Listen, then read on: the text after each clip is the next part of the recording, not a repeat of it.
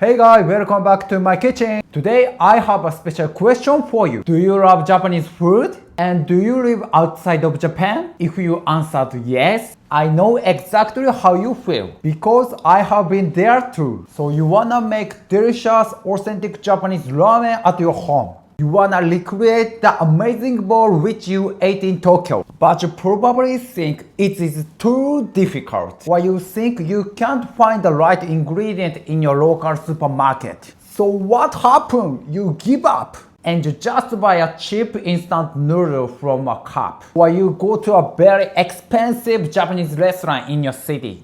But what if I tell you secret today? You can actually make amazing restaurant quality ramen in your own kitchen. So today we are going to do a very fun and very delicious experiment. Today we are going to make a 2 bowl of ramen. I call this the local supermarket ramen. For this bowl, we will use only simple everyday ingredients. Ingredients which you can buy at any regular grocery store around the world.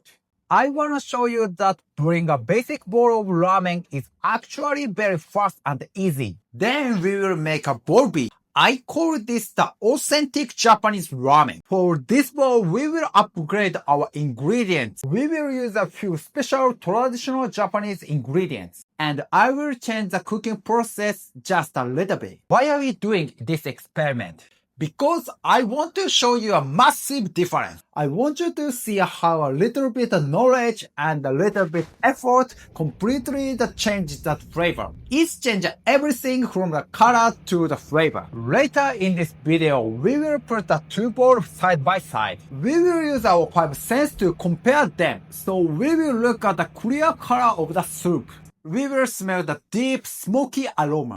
And we will taste the incredible rich umami flavor. So are you ready to become a ramen master in your own kitchen? Let's dive in and start the experiment. Alright guys, let's take a very close look at the ingredients for bowl A. I call this a local supermarket ramen. To get these ingredients, I didn't go to the fancy Asian market. I didn't order anything online. I just walked to the normal, everybody grocery store down the street. I wanted to prove that you can build a bowl of ramen with things which you can find anywhere in the world. First, let's talk about the noodles. I pick up these basic dry ramen noodles. They are super cheap. They come in a simple plastic package. These are not fresh, handmade noodles, but they are perfectly fine for a quick, satisfying meal. You can find these in almost every supermarket today. Next, we need a foundation of our dish, the soup base. If you want to make a traditional soup, you need to boil chicken bone and pork bone for 10 hours. But we don't have time for that. So I brought this. Look at this tiny box. This is a simple chicken bouillon cube. In Japan, we usually call it the consomme block. If you read the label, it contains salt, dehydrated chicken flavor, onion powder, and some dried herbs. Why are we using this? Because it is basically a flavor bomb. You drop this little cube into hot water and it's dissolved instantly, which make a very strong salty soup base in just a few seconds. Now let's move on to the protein. Let's talk about the meat. I went to the meat section and I brought this tiny sliced pork. I didn't buy a big, heavy block of meat. Why did I choose tiny sliced meat? The reason why is it saved you so much time. Imagine you came home from work, you are tired, you are hungry. You don't want to cook meat for an hour. With these paper thin slices, you just drop them directly into the boiling hot soup, and they cook completely in just 5 or 10 seconds, which makes them the absolute best choice for the busy weekend dinner. For the toppings, we are going to keep it very simple and very Western style. Normally, authentic ramen has a beautiful marinated soft-boiled eggs, but making that takes hours, sometimes a whole night. So today I just grab a fresh egg from the carton. Instead of boiling it, we are going to make a quick fried egg in a frying pan. Because a sunny side up fried egg only takes 2 minutes to cook. And if you keep the yolk soft and runny, it's mixed beautifully with the soup later. Finally, for the green color, We have some fresh Italian parsley. Maybe you couldn't find Japanese green onion or scallop at your local store. That's totally fine. Italian parsley is everywhere. We will chop this up very finely and sprinkle it on top at the very end, which will give our bowl a nice, bright pop of green color. It makes a dish look freshly and appetizing. Take a step back and look at this table. Look at these ingredients. Everything here is incredibly accessible. Everything here is super easy to find. I spent less than $10 and it took me exactly 10 minutes to buy all of this. Now let's move on the other side of the table. Let's look at the ingredients for bowl B. This is our authentic Japanese ramen. Pay attention here. First, we are going to use the exact same dry ramen noodles. And we are going to use the exact same soy sauce. Why? Because I want to keep this comparison fair. So here is the biggest difference. Look at this bag. This is katsuobushi. In English, we call it bonito flakes. This is not a chemical bouillon cube. This is real, natural, solid fish. Fishermen crush a fish, they soak it over wood fire, and they dry it for a very long time, which make it hard like a piece of wood. Then, we shape it into these beautiful paper-thin flakes. Why is katsuobushi so important? Because this is the absolute heart of Japanese dashi. When you put this in the hot water, the umami flavor jump out immediately. It gives the soup a deep, woody, and rich smoky aroma. You can't get this flavor from the tiny cube. Next, let's talk about the protein. Let's look at the meat. For bowl B, I didn't buy the cheap, thinly sliced pork. Why did I buy the block instead of the slice? Because we are going to take our time. We are going to cook it slowly, which means the tough muscle fibers will break down, and the inside will become incredibly soft, juicy, and rich. In Japan, we call this chashu. This is absolute king of all ramen toppings. Instead of Italian parsley, we will use fresh Spanish. We will boil it very quickly in water, which keep its bright, beautiful green color and nice, crunchy texture. Instead of the quick fried egg, we will use this. This is a marinated soft-boiled egg. We call it ajitama. It takes a whole night to soak in the soy sauce marinade, but the result is totally worth the wait. Let's get ready to cook. Alright guys, it is cooking time. Let's cook bowl A, the local supermarket ramen. First, I put a pot of water on the stove. Then, I take our little chicken bouillon cube. I drop the cube straight into the violently boiling water. Look at it. It's expanded and dissolved instantly, which makes the clear water turn into the thick, pale yellow color very fast. Next, I take my regular soy sauce. Next, we move to the meat. I take the package of tiny sliced pork. I pick up the slice and I drop them right into the boiling soup. Look closely at the meat. Watch it change color. It gets from bright pink to dull white in just 5 seconds. Why does it cook so fast? Because the slices are so thin, the intense heat goes through them immediately. But here is a very important point. I don't leave the meat in the boiling soup for too long. I take it over very quickly with my chopsticks. Why? Because if I boil this thin meat for a long time, all the juices escape. Next, let's prepare the toppings. I grab a small frying pan. I put it on medium heat. I grab a fresh egg and I crack it open. I'm making a quick sunny side up fried egg. Look at the edge. They are getting brown and crispy, but the yolk in center is still soft and shaking perfect. Now we are at the final step, cooking the noodles, and I drop them directly into the pot of boiling soup. I set a timer and let them boil for exactly 3 minutes. While they boil, the noodles soak up some of the salty chicken broth. Okay, the timer is ringing, it's done. I take the pot, I pour the soup and the noodle into the serving bowl. I pick up the cooked pork slice and place them on the side. I take my spatula and side a beautiful fried egg right on top. And finally, I take a pinch of chopped Italian parsley. I sprinkle it all over the bowl for that pop of green. Boom! Bowl A is ready to eat. Look at it. It looks like a decent hot meal. It took me less than 10 minutes from start to finish. Please take a good look and keep this visual in your mind. Alright guys, Now the real fun begins. Let's cook bowl B, the authentic Japanese ramen. First, we are going to make the dashi soup, the golden foundation. I have a pot of water on the stove. Then I take the big handful of katsuobushi, the bonito flakes. I drop the flakes very gently into the hot water. Look at them.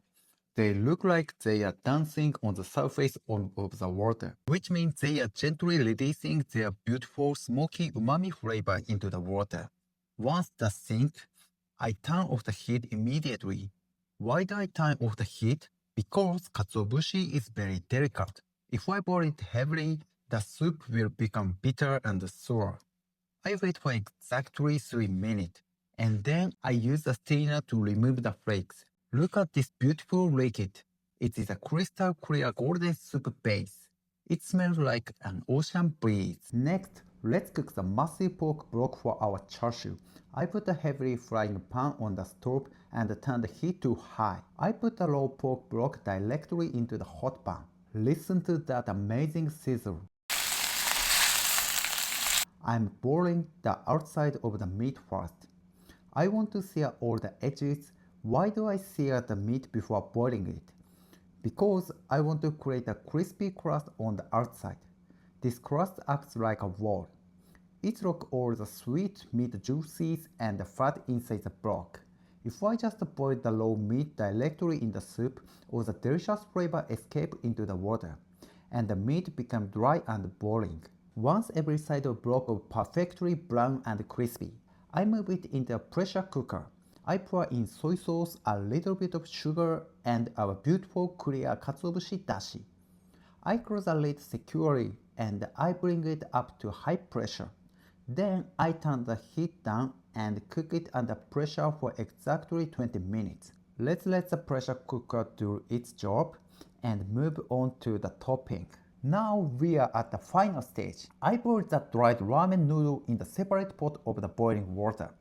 I put the hot clear dashi and soy sauce base into our serving bowl. I drain the hot noodle very well, shaking off all the water. I pick up the thick, juicy slice of char siu pork and lay them gently on top. I add a little pile of the bright green, a crunchy Spanish. I place a beautiful ajitama egg with the runny yolk carefully on the side. Wow! Everyone, please just look at this. Now, the real test begins. We are going to compare the two bowls side by side. So here is a moment of truth. So here they are. The two bowls are sitting on side by side. On the left, this is a local supermarket ramen. On the right, this is a Japanese authentic ramen. Here we go. The left side is bowl A. On the other hand, right side is bowl B. This is the authentic Japanese ramen.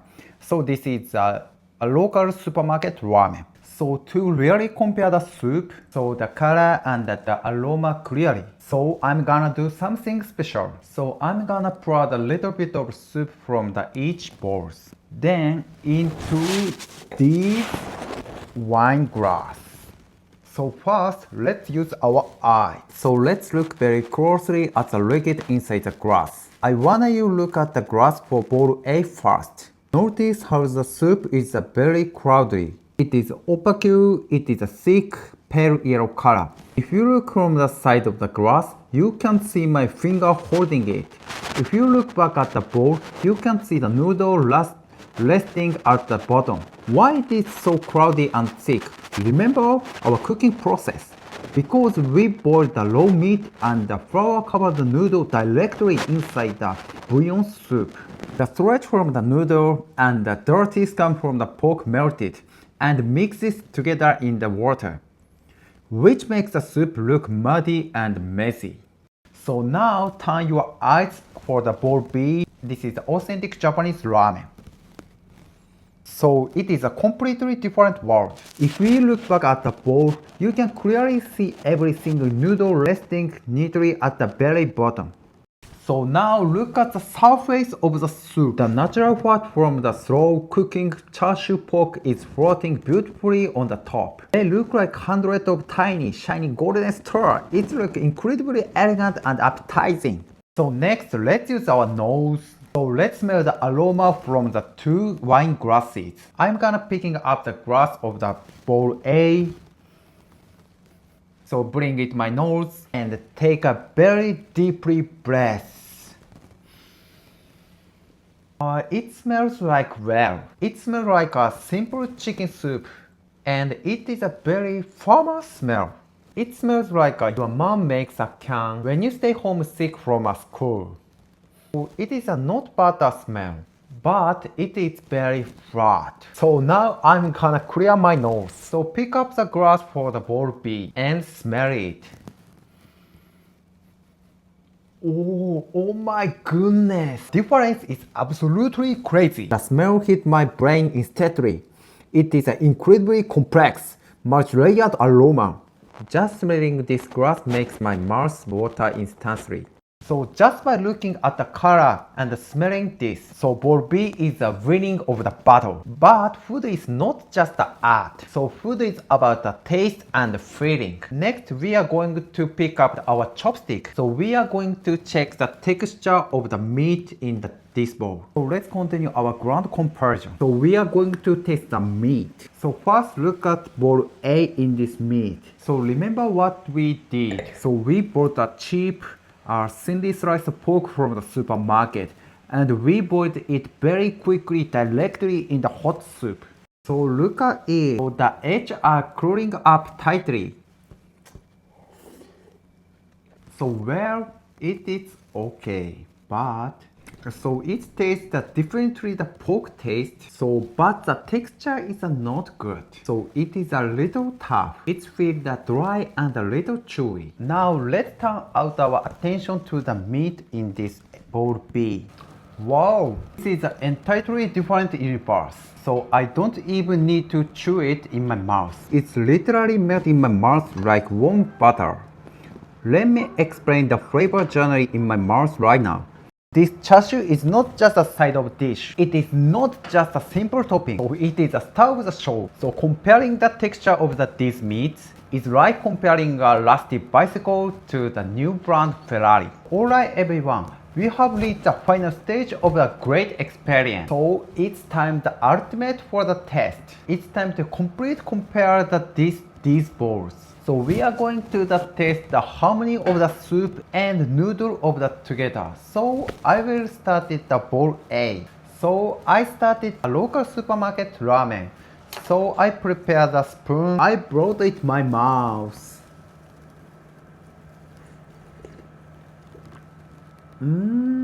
It is not actually salty. So it is reasonably satisfying. Eat big bite of the noodles.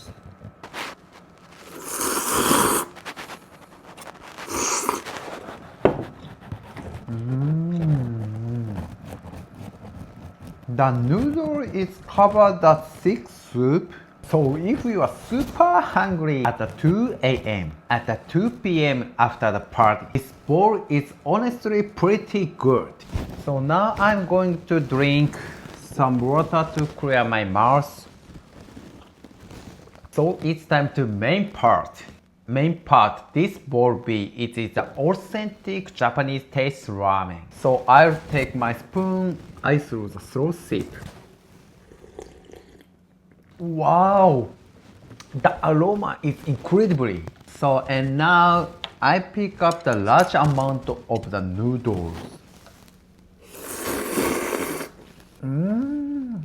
The noodle is completely different because we boiled them separately. So they have a fantastic, so it's film texture.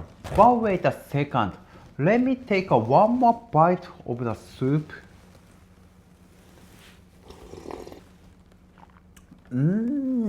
This is delicious. I have to be honest with you. Because we only use katsuobushi and soy sauce for the broth. This actually tastes more like udon soup, not ramen. It is a beautiful traditional Japanese soup. You can really feel the rich umami. So listen to me very carefully. Cooking authentic, mind-blowing Japanese food at your home is not magic. So it is not impossible.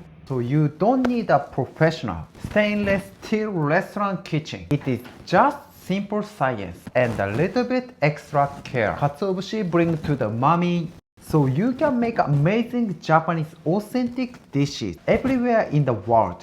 So don't panic, don't worry. So I have great news for you today. You do not need to pause this video. We are running an exclusive online cooking class. I create complete step-by-step master course where I teach you all the hidden secret of Japanese cuisine. It is live on our website right now. In that class, I put all the experience. I explain everything in grams, times, and exactly how to balance your ingredients. Thank you so much for the journaling in my kitchen today. And I will see you guys in the next video. Bye!